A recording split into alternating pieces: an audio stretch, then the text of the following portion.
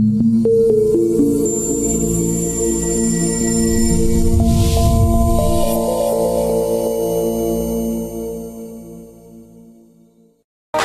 हमें पतित से पावन, हमें पतित से पावन सरकार करो तो जाने, सरकार करो तो जाने।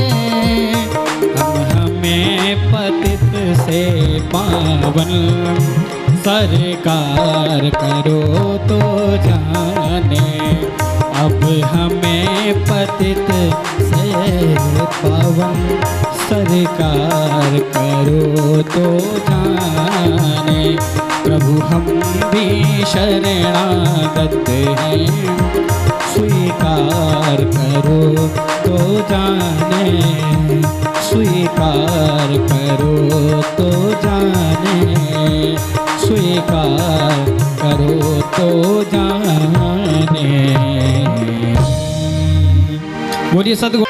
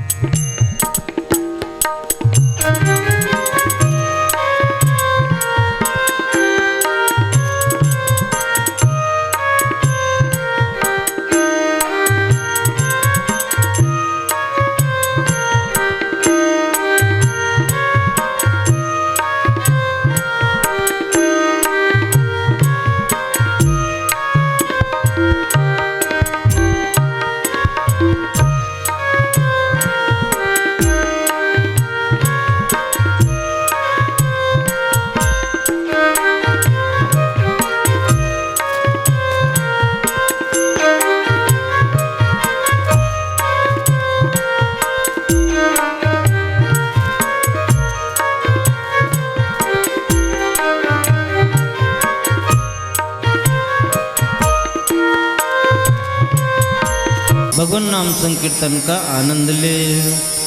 जय जय राधा रमण हरि बोल, जय जय राधा रमण हरि बोल, जय जय राधा रमण हरि बोल, जय जय राधा रमण हरि बोल,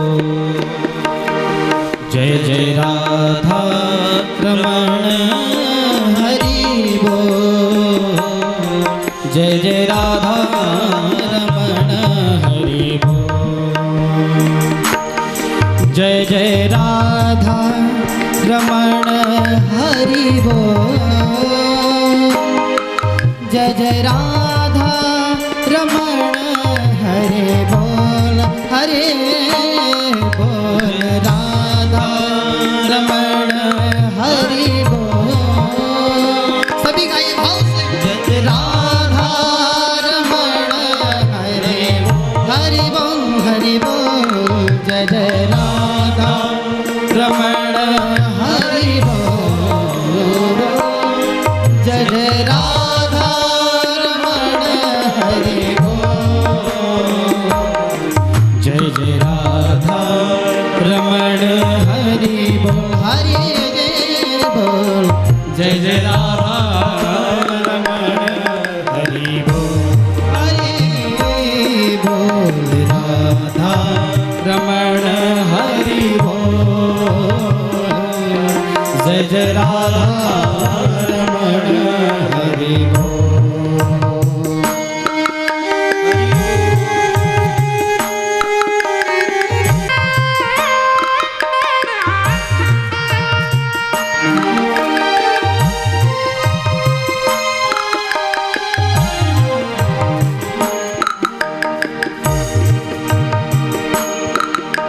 नटनागर किशोर नवल रसिया नटनागर किशोर नवल रसिया नटनागर किशोर नवल रसिया नटनागर किशोर नवल रसिया प्यारो ब्रज को छैल कान्हा मन बसिया प्यारो ब्रज को छैल कान्हा मन बसिया कान दी फूल किलो जय जय राधा रमण हरि बोल जय जय राधा रमण हरि बोल जय जय राधा रमण हरि बोल।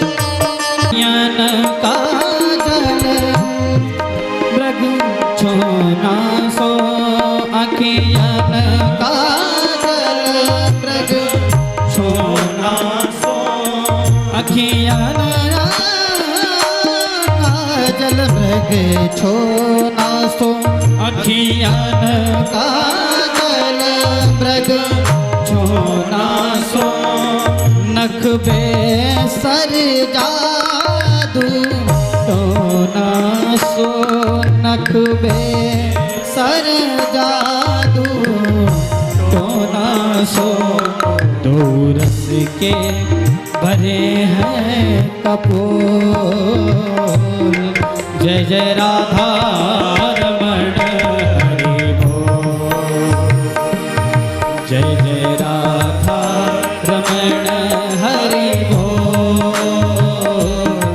जय जय राधा रमण हरि बोल।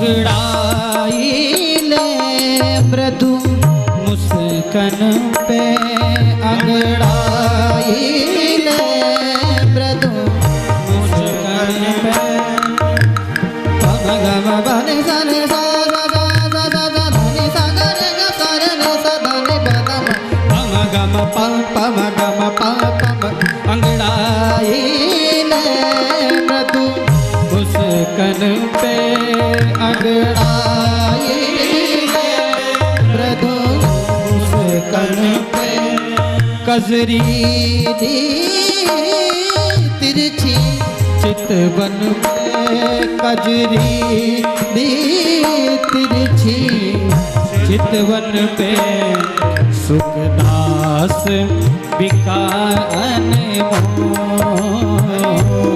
जय जय राधा रमण हरि बोल हरि बोल राधा रमण हरि बोल सभी खाइए तालियां बजाते हुए रमण हरि बोल